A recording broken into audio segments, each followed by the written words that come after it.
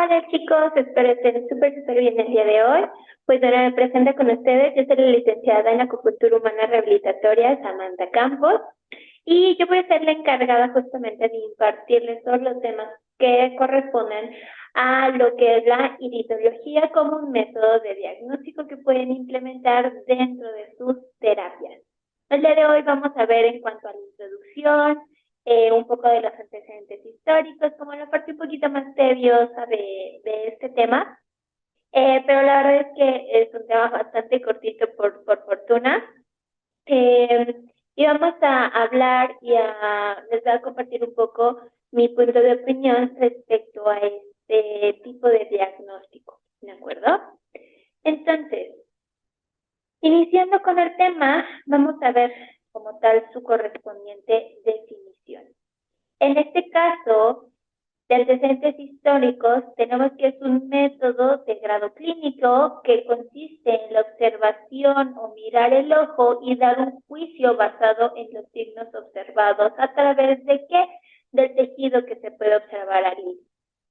En este caso, se va a observar tanto el contorno, la textura, la tonalidad, la densidad, la profundidad, muchos datos que más adelante vamos a ir viendo para que puedan tener las herramientas necesarias para su correspondiente interpretación. Ahora bien, también como antecedente histórico tenemos que todos estos signos van a variar de acuerdo a la naturaleza del compromiso orgánico, es decir, una situación aguda de un inicio súbito y que mi paciente empezó a tener la sintomatología ayer y acude hoy a consulta, pues entonces lo que yo voy a lograr observar a través del iris, pues va a ser, no quiero decir mínimo, pero no va a estar tan marcado o tan acentuado el signo. Sin embargo, si es un paciente crónico degenerativo que ya pasó por su médico, del compadre, la comadre, 10 especialistas, el huesero, el chamán, la bruja, y llegan con nosotros, ¿de acuerdo? Porque suele suceder que el área complementaria es justamente una de las últimas opciones que tenemos, y esto es por un concepto muy cultural, chicos. Pues al final de cuentas ahí ya todos estos signos se van a ver muy marcados, de manera muy significativa, y eso también va a hacer que el diagnóstico sea también, ¿cómo decirlo? Como va a tener más datos, va a ser más prolongado la observación, ¿de acuerdo? Entonces, si se fijan, ¿qué pueden ver en esta imagen correspondiente? Tenemos aquí un médico que está contando con un iridoscopio, que es lo idóneo que debemos de tener para esta práctica, y tiene la proyección justamente hacia la pantalla de su computadora, escritorio, que también toda la tecnología tiene muchas ventajas para nosotros, porque ya hay incluso algunos que se pueden conectar directo al celular, chicos. Entonces, también hay algunos que ya cuentan con programas de mapeo súper eficientes que nos van a facilitar mucho todo el tema de hacer los marcajes y ver y diagnosticar dónde está la patología, porque hay algunos síntomas que no son puros, chicos. No es como que, como en este milímetro está solo aquí la marca, quiere decir que es de corazón. No funciona así. El signo también se puede desplazar o puede abarcar otras áreas, y entonces ahí es ver también mi sintomatología inicial o mi causa inicial, cómo ya está invadiendo o está el cuerpo buscando la homeostasis, tratando de compensar, y entonces porque el síntoma ya se ve proyectado hacia otras regiones, ¿de acuerdo? Entonces, les decía, como antecedente histórico que tenemos al doctor Bernard Jensen como tal, que lo determinó como un método a través de la observación. ¿Ok, chicos? Dentro del área clínica, recordemos que tenemos diferentes áreas de diagnóstico a través de los sentidos, ¿no? Por ejemplo, la palpación es muy importante en el ámbito ortopédico para un quiropráctico, un traumatólogo, un rehabilitador, etcétera, ¿no? Entonces, buscamos podemos observar la continuidad de los tejidos, la textura del epidermis, cuando hay algún abultamiento, la textura del mismo, pues por el estilo, ¿de acuerdo? También dentro de la medicina, por ejemplo, tradicional china, tenemos a través de la olfacción. Dependiendo del aroma que emite mi paciente, me está diciendo que hay cierta sintomatología. Ahora, esto ya a veces falla un poco y no porque esté mala técnica, sino porque ya tenemos otros agentes que pueden dar falsos positivos o falsos negativos. Por ejemplo, el uso de el shampoo, el desodorante, los antitranspirantes, el perfume, el agua de baño, todas esas cosas pueden enmascarar los aromas naturales de una persona. Entonces, la olfacción, lo idóneo sería que sea una persona que no tenga productos externos a, ¿no? Y aún así hay personas que por más que se ponen colonia, tienen un aroma, por ejemplo, muy agrio, muy ácido, y eso me está hablando de su pH, de que tiene mucha saturación de bacterias, por ejemplo, a nivel de los pliegues, y eso también genera este mal aroma. O también, por ejemplo, hay ciertas patologías en donde se emite ese aroma muy característico.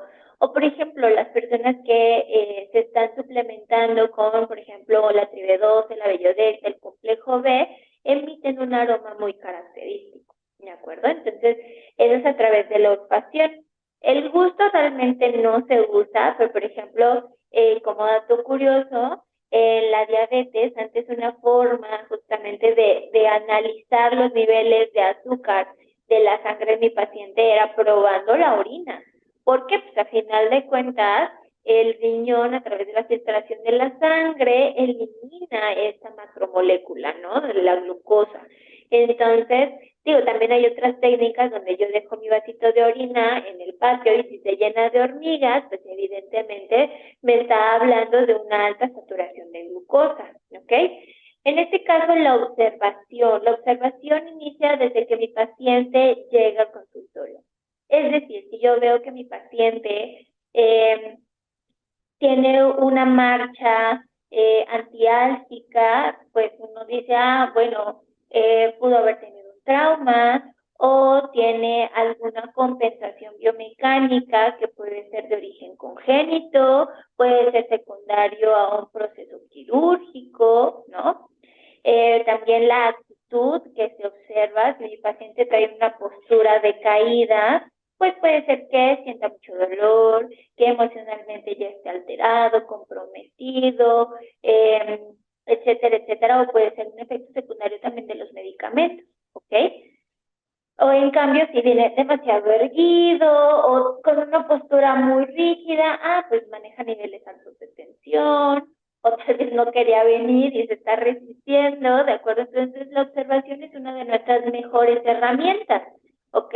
También en este caso, la audición, por ejemplo, utilizando un estetoscopio para nosotros valorar el ritmo cardíaco, la frecuencia cardíaca, la frecuencia respiratoria, el número de movimientos peristálticos intestinales. O sea, tenemos todos estos elementos, todos nuestros sentidos a favor del diagnóstico para complementar todos estos datos y entonces realmente ayudar a nuestro paciente. La observación del iris solamente es una técnica más, ¿de acuerdo? En este caso se considera como la iridología moderna a todo aquello que se desarrolló y que ha tenido aparición justamente a partir de la primera publicación del doctor Ignaz Petzel, ¿de acuerdo? En este caso el doctor tiene, como dato curioso, nació en 1822 y bueno, tenemos su deceso en 1911, ¿de acuerdo? Entonces, longevidad a todo lo que se puede proyectar. Y vamos a hablar más en específico de su trabajo. En este caso, algo curioso de su trabajo es que este doctor contaba, una anécdota de cómo él había observado desde sus 11 años de edad en el ojo de una lechuza que él tenía.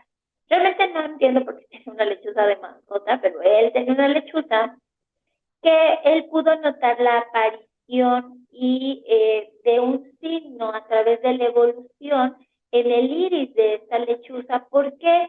después asociado a que la lechuza tuvo una fractura en una de sus patas que él mismo había provocado, ¿de acuerdo? Entonces, híjole, aquí es un tema de a través de la tragedia y la experimentación, pues es otro avance dentro de la ciencia, que recordemos que pues prácticamente toda la ciencia tiene pues este tipo de anécdotas, chicos, ¿de acuerdo? Toda la anatomía, pues en este caso fue el análisis de los cuerpos, cosas por el estilo, ¿ok?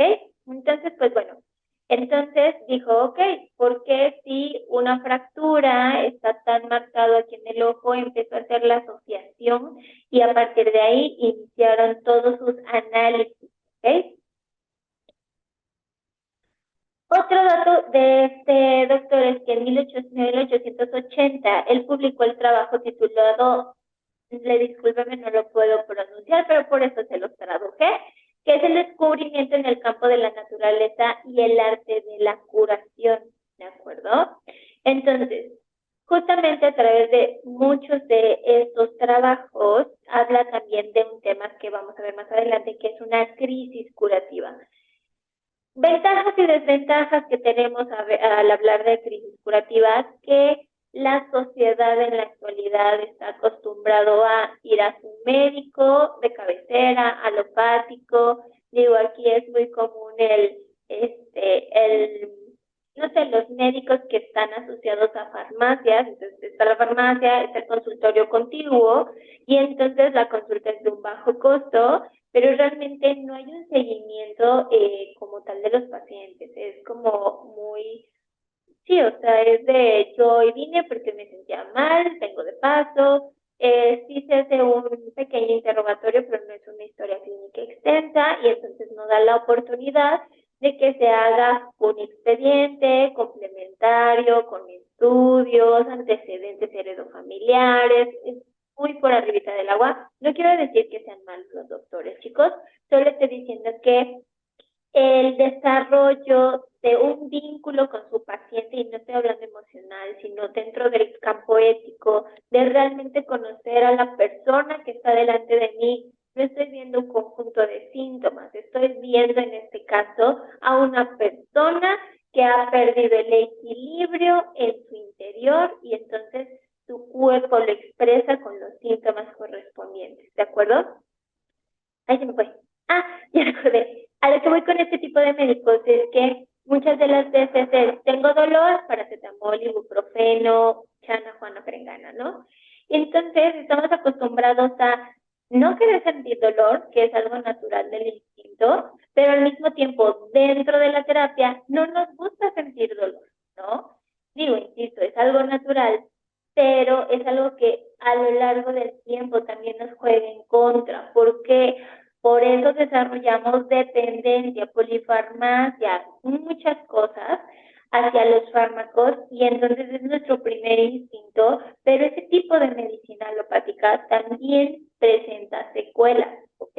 Una crisis curativa muchas de las veces se presenta porque el paciente puede sentir que agravan los síntomas o que se aceleraron o cosas por el estilo. Digo, cada paciente lo recibe de manera diferente, pero a final de cuentas, a las horas, a las 2, 4, 6, 12 horas, 24 horas, entonces, llegando a esta cúspide de síntomas, entonces empieza un declive del mismo, y entonces a eso lo podemos determinar como una crisis curativa, ¿de acuerdo? Ahora bien, otro trabajo que podemos mencionar o podemos recalcar es en este caso cómo se involucró el doctor Bernard Jensen. En este caso fue un médico con especialidad en el área quiropráctica, que recordemos que la quiropráctica se basa en el trabajo y uso de las manos, ¿ok? En este caso, él, a través de lo que ya había observado, investigado, él pudo desarrollar y elaborar el mapa iridológico, que en la actualidad es el más utilizado para nosotros, porque realmente abarca, o sea, tiene mucha lógica, abarca muchos segmentos corporales, y entonces la verdad es que está muy bien definido. Por eso es el más utilizado. Hay unos que ya tienen ciertas variantes, pero son muy significativas, o sea, son por gradientes, por decirlo de alguna manera, o sea, algo muy, muy pequeñito, o por asociaciones, así como de, ay, aquí es área hepática, pero yo digo que justo abajito es de vesícula biliar. Sigue siendo un compendio área hepática, ¿no? Entonces, ese tipo de variaciones son las que pueden llegar a encontrar. Pero pues bueno, no vamos a entrar como ahorita mucho en detalle de este aspecto, ¿de acuerdo? Este justamente es el mapa que yo les estoy comentando y mencionando, ¿de acuerdo? Si se pueden fijar, tiene diferentes subdivisiones, tanto del lado derecho como del lado izquierdo, y está dividido tanto en anillos que va de lo central hacia la circunferencia o hacia la periferia, y gradientes que salen en forma de radio, por decirlo así, desde el punto central pupilar hacia los anillos en la parte externa, ¿de acuerdo? Ahora bien, chicos, ¿qué es importante hablar de la iridología en este punto? Muchas veces, y retomando el tema del diagnóstico, muchas de las veces ya nos conformamos con también la palabra del paciente. El de, a mí me dijeron que yo tenía, no sé, diabetes, digamos, ¿ok? El paciente pues tiene fe en el área clínica, en el área médica, pero no somos perfectos, chicos, y nos podemos llegar a equivocar. Entonces, hay pacientes que únicamente por haber acudido una vez con su clínico, ¿no? Con su médico, y traer niveles altos de glucemia, ya lo diagnostican como diabético y entonces metformina y cosas por el estilo de por vida, ¿no? Y realmente, no sé, al día anterior comió pastel, no sé, chocolate, gelatina, etcétera, etcétera, y pues obviamente traía un pico de glucosa, pero al día siguiente estuvo normal, ¿no? O sea, hay situaciones en donde muchas de las veces eh, tenemos ese fallo, ¿no? Entonces, es importante pedir unos análisis complementarios. Ahora, también dentro del uso de los laboratorios puede haber fallos dentro de esto. Entonces, también eso es algo que no nos exime de podernos llegar a equivocar. Aparte, los pacientes también llegan a mentir, chicos. No quiero decir que todos sean así, no quiero que se malinterprete, pero hay muchas personas que dentro del desconocer, de que no se desarrollaron en un ámbito clínico, de que ni siquiera conocen su propio cuerpo, pues a veces pueden dar datos que pues no correspondan con el tipo de diagnóstico, como el diagnóstico por pulso, el diagnóstico por lengua y el diagnóstico por la iridología. La ventaja es que no mienten, ¿ok? ¿Qué es lo que quiero decir? Por ejemplo, un análisis, no sé, de estos antidoping o cosas por el estilo, lo hemos visto muchas veces en las Olimpiadas, que es un tema de que buscan la forma y buscan la manera para que salgan negativas, cuando pues realmente sí consumen este tipo de productos y pues bueno, ese es uno de los ejemplos, ¿ok? O que mi paciente me diga, no, yo manejo niveles normales de presión, cosas por el estilo, y nunca en la semana se lo toma los datos, ¿no? O utiliza los aparatos estos que son eléctricos de batería que se descalibran súper fácil, si se les acaba la batería ya valió. O sea, hay muchas situaciones que predisponen a que tengamos datos erróneos de, ¿ok?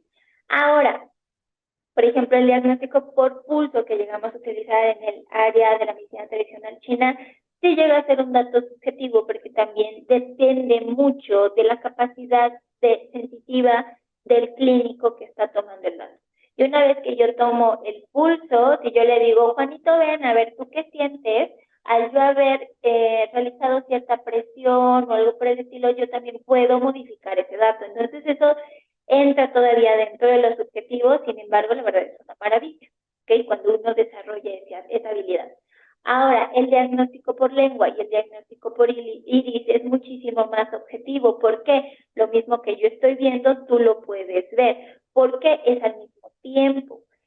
Yo puedo tomar una imagen de referencia y entonces en lugar de tener a mi paciente así media hora y que se le seque, o que genere fatiga, o que ya la mandíbula la tenga toda trabada, cosas por el estilo, nada más enséñmela, y entonces se toma una foto. Y en cuanto a la iridología es exactamente lo mismo. A través del iridoscopio se toma la imagen de referencia y entonces ya no solo yo lo estoy observando, sino que mi paciente también puede estar observando y yo le puedo estar indicando, mira, esto me está indicando que traes el sándwich de ayer atorado en tus intestinos, ¿no? Esto me está indicando que no tienes una adecuada circulación sanguínea. Esto me está indicando, etcétera, etcétera, etcétera. Entonces, tiene bastantes beneficios el uso de la iridología. ¿Por qué? Porque no se presta a fallos. Puede haber fallos de interpretación, sí, cuando no conocemos adecuadamente el mapeo, los signos, los síntomas, la anatomía habitual del globo ocular, patologías que puede haber presentes. Otra situación, le debemos de pedir al paciente que acuda, si en este caso, los pupilentes, porque obviamente eso estorba, y también el contacto constante con el globo ocular pues puede generar irritabilidad, ¿de acuerdo? Entonces, en este caso, perdón chicos, en este caso es bien importante tomar todos estos datos en consideración y darle el papel que le corresponde a la iridología, ¿de acuerdo? Yo sé que a veces uno dice, es que si no es un examen de sangre, si no es una radiografía, ¿cómo va a tener sentido? Sí, sí tiene mucho sentido, pero esto no nos exime que, porque es iridología, solo voy a usar la iridología, o simplemente me voy a respaldar únicamente en los estudios de laboratorio porque hay cosas que ahí no se ven, ¿de acuerdo? Como aspectos emocionales, ¿ok? Y aquí, por ejemplo, en la iridología estamos hablando de niveles de estrés, que eso también es bien importante. Yo el estrés no lo veo en una radiografía, chicos. Bueno, puedo ver un estrés de una articulación, que en este caso es por contacto sobreestimulado, por mucho peso, cosas por el estilo, pero estoy hablando de un estrés psicoemocional que va a generar un signo a nivel del iris, porque el estrés segrega sustancias que van a degradar tejidos y uno de los tejidos más sensibles del cuerpo humano es el globo ocular. ¿De acuerdo? Entonces, he ahí el respaldo de. Yo lo que veo como tal, como futuro para la iridología, es que entre más, entre más importancia le demos justamente a el porqué de las cosas y no ir de lo particular a lo general, que es tiene fiebre, es infección, ¿no? Entonces, sea un signo muy particular, generalizo a una infección que quién sabe de dónde viene. Recordemos que nosotros vamos de lo general a lo particular, ir desmenuzando cada parte de cada situación de mi paciente y encontrar un porqué, un qué voy a hacer, un cómo lo voy a hacer y que él entienda el qué lo llevó a eso, a ese estado, ¿de acuerdo, chicos? Entonces, pues bueno, en este caso vamos a continuar justamente con los antecedentes con el doctor León Tania. En este caso, como dato histórico, este doctor vivió de 1880 a 1963 y es un reconocido médico homeopático. La iridología se utiliza ampliamente en todo el ámbito homeopático y es una figura relevante en la Escuela Francesa de la Homeopatía por sus publicaciones y aportaciones justamente a esta rama científica y también en la iridología. Aquí tenemos una imagen de cómo está observando a uno de sus pacientes. Ahora bien, en este caso, la obra justamente de Leonel, aquí me equivoqué en el título, discúlpenme chicos, por favor, no se me vayan a confundir, es esta, ¿de acuerdo? Para que usen la imagen de referencia mejor. Es le diagnostic des malheurs per le choc de iriscopie, ¿de acuerdo? Se traduce como, obviamente mi pronunciación es fatal, chicos, se traduce como el diagnóstico de las enfermedades por los ojos. En este caso, Precisiones de la iridoscopía, de la cual publicó 12 ediciones, que son reseñas de los trabajos sobre iridología. Y también a él le podemos atribuir el uso del iridoscopio, así como vimos en la imagen anterior, ¿ok? Ahora, chicos, yo sé que ahorita no estamos hablando como tal de la homeopatía, pero les voy a decir por qué es tan importante en el ámbito homeopático la iridoscopía. ¿Qué es lo que nos diferencia el ámbito homeopático del alopático? La observación, el tiempo y dedicación hacia un paciente, ¿de acuerdo? Voy a retomar el ejemplo que les decía. Una consulta en el ámbito público en México puede tardar, o sea, una consulta general puede tardar a lo mucho 20 minutos. En este caso, la toma de signos es tomada por el área de enfermería, que hacen una gran labor todos los días, toman miles y miles de signos y de síntomas. Entonces, pues bueno, y ya una vez que acuden con el médico es el escritorio de por medio, una distancia. Muchos de mis pacientes me dicen es que a mí ni siquiera me hacen, o sea, que no los tocan, que no los revisan, no hay una exploración a fondo, ¿de acuerdo? Y en 20 minutos es tu paracetamol, tu ibuprofeno, tu naproxeno, tu losartán, tu clonazepam, tu diazepam, bla, bla, bla. O sea, es una fórmula y es para tal síntoma, tal medicamento, pero no estoy viendo que Juan Perengano tiene hipertensión, que eso le está generando vértigo, que eso le incomoda a la hora de dormir y por eso tiene insomnio, ¿ok? Y entonces ya le mandaron no sé, un diurético, el losartán y aparte el clonazepam, ¿no? Cuando realmente solo su patología inició desde la hipertensión. ¿Y de dónde viene esa hipertensión? Tiene obesidad, no realiza actividad física, cuál es su dieta. Y entonces ahí es como, oye, ¿sabes qué? Pues vamos a atenderte, sí te voy a mandar el losartán, eso ya debe de cubrir el resto de los síntomas, porque cuando mejores la hipertensión va a mejorar los otros síntomas, ¿no? Y tienes que cambiar estilo de vida, dieta, actividad física, bla, bla, bla. Pero no les gusta, chicos. O sea, de verdad, no les gusta. Es más fácil zambutirse un puño de pastillas y olvidarse de todos los síntomas y seguir como si nada. Y seguir con el estilo de vida y con el ritmo de vida que llevan. Un médico homeopático no te va a mandar 50 medicamentos para decir esto, para que esto. Me voy a tomar el tiempo de escucharte, de saber quién eres, de dónde vienes, qué es lo que haces, cómo lo haces, a qué hora lo haces, bla, bla, bla, bla, bla.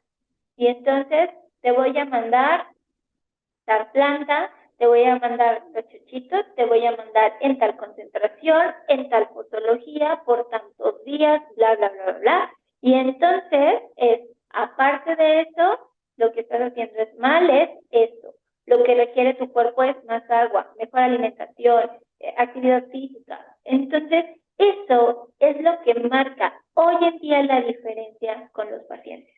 Y la iridoscopía no es un diagnóstico en donde yo te tomo la sangre, se lo dejo al encargado del laboratorio, a mí me entregan una hojita y yo, sí, ajá, se ve que tiene niveles altos de colesterol, sí, y ya, ¿no? O, tiene niveles altos de ácido úrico, le voy a mandar a lupurinol, ¿no? 30 días, una pastilla al día, y ya. Y te olvidas del paciente. No, aquí es, la iridoscopía es, mire, en este anillo estoy observando que tiene una corona. Esto me está indicando que esta está muy profunda, quiere decir que ya tiene mucho tiempo, bla, bla, bla. Y entonces, a eso me refería yo con un vínculo con el paciente. También conocer a sus pacientes desde cómo es su estilo de vida, chicos. Si realmente duermen, si no duermen. Y cuando regresan a consulta y le preguntan, ¿y cómo está tu niño chiquito que no te dejaba dormir? ¿Ya te deja dormir un poco más? ¿Sí se acuerda de mí? ¿Sí le importo? ¿Sí sabe quién soy? ¿Sí sabe por qué vengo? Yo sé que algún día van a tener tantos pacientes que no sepan así como de, ¿quién es la que sigue? Tengo 3 Marías Teresas, ¿no? No sé si es la del pie, la de la rodilla o la de la mano. Yo siempre les recomiendo que dentro de su agenda, ¿ok? Pongan ahí como la del perrito chistoso, la que se tropezó en la banqueta, algo que les haga recordar a su paciente para que ellos sientan que realmente les interesa conocerlos, chicos. Eso es lo importante también de la iridoscopía. Deben de tener interés por su paciente para lograr saber interpretar sus ojos. Recuerden que el ojo es la ventana del alma. Entonces, pues bueno, les digo, este tema es como más sencillo, es como más simple y estamos hablando justamente de este proceso. Espero les haya gustado, chicos. Más adelante vamos a seguir justamente dialogando al respecto. Si tienen alguna duda, con todo gusto se las puedo resolver. Espero estén súper bien el día de hoy. El día de hoy no les va a corresponder algo de tarea por el momento porque solo son antecedentes, solo que si tengan a la mano este tipo de imágenes, ¿de acuerdo? Que es el mapa, lo pueden encontrar justamente en las diapositivas que les voy a hacer llegar por PDF, ya sea que lo tengan impreso o así, para que más adelante dentro de las prácticas, pues sepan de qué estamos hablando. Si se fijan, no están muy bien definidos. Ustedes en internet pueden encontrar una imagen con mayor detalle, mayor nitidez, se los agradeceré y muchísimo más si la logran compartir, por favor, ¿de acuerdo? Entonces, que estén muy bien, chicos. Les deseo un excelente día. Hasta la próxima.